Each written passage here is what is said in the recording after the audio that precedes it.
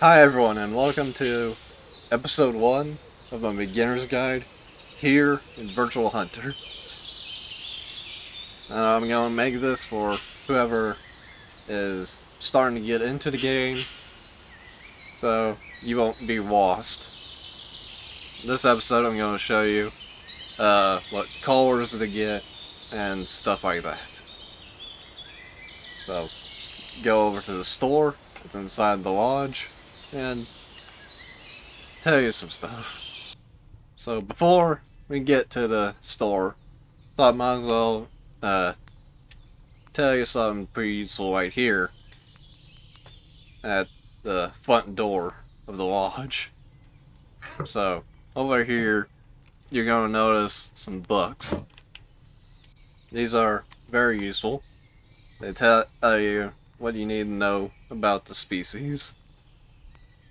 Tells you the ethical ammo,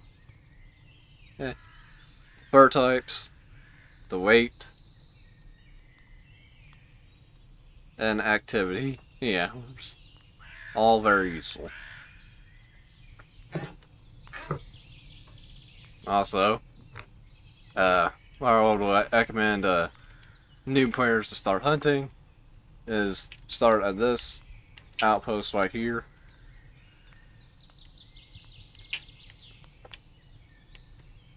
Start at this outpost right here and hunt in this area right here.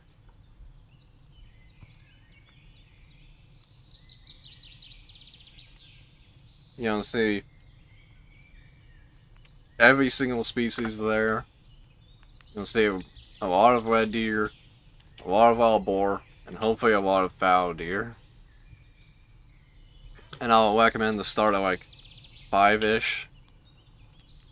That's when I start my hunts normally. So hopefully that be useful to someone. So now we're over at the store. You start off the only weapon that you're gonna have is this Enfield BO3 British.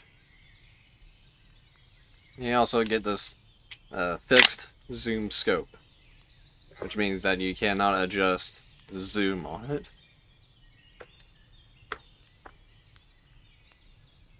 And you also only have 20 rounds for it, so there's something I'm going to show you later, so you don't have to worry about only having 20 rounds.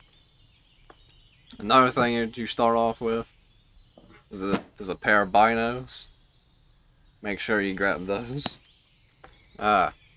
So colors. I'll recommend to get one of these 3 colors right here. The red deer, fallow deer, and wild boar.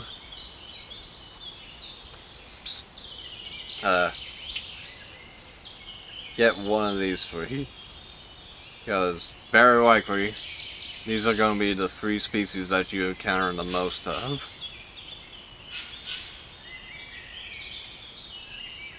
So highly recommend you to get them. I personally start with the red deer color, but kind of start with if you encounter more of like wild boar, fallow deer, or whatever, probably not a bad idea to get that call. And if you only have the CO3 British, I wouldn't really worry about getting the predator call or the pheasant caller, because you don't have an ethical weapon for them. I should also say how the pheasant caller works. It's a locator call. So if you use it, the rooster pheasant calls back to you. It does not call them in, it just tells you where they are. Another thing to get be the backpack. so you can carry more calls and more stuff in general. Then, kind of the last thing that I recommend on this wool, to get relatively early on, would be the wind indicator. This puffs out a little cloud of smoke and tells you which way the wind is going. So, you always want to make sure you're tracking an animal or stalking an animal in the opposite direction of the wind. So you see the cloud of smoke going that way, then you should be going that way.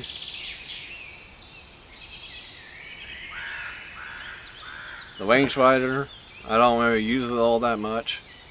The only time that I really use it is when I'm trying to make long range shots with the rifle.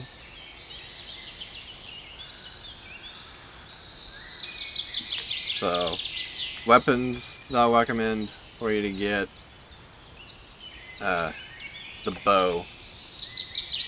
Definitely get the bow first, because it is a silent weapon. You're not going to spook as many animals in an area, so you have more opportunities to call in more animals. So you also have a better opportunity to kill more animals out of a herd. So definitely recommend get whichever bow that you like more.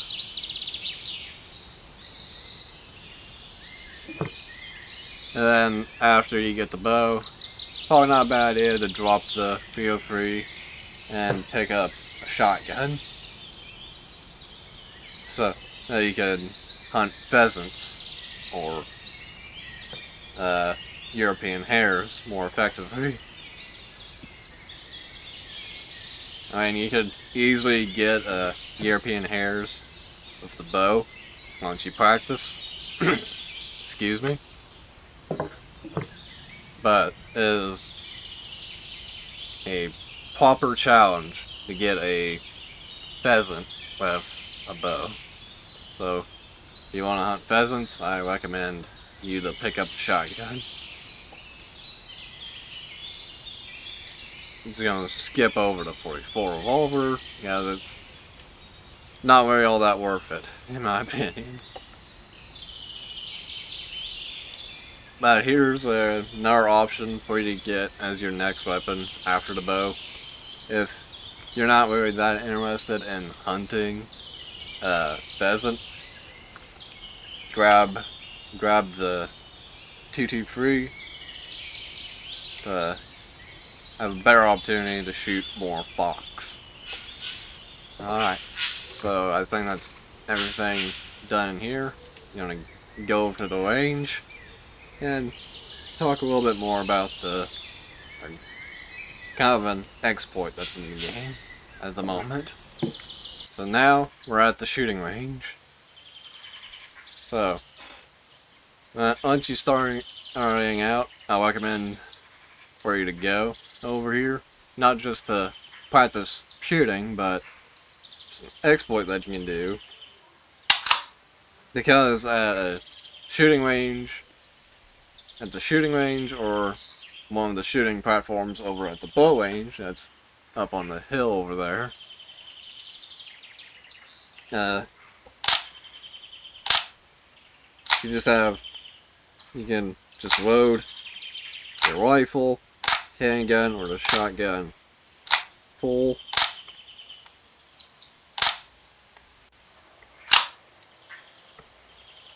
And then just go over, start your hunt. Well, I think that's everything. Hope you all enjoyed episode 1 of my beginner's guide. Might be a second episode, not sure. Comment down below if you would like to see part 2. And I will see y'all in the next video.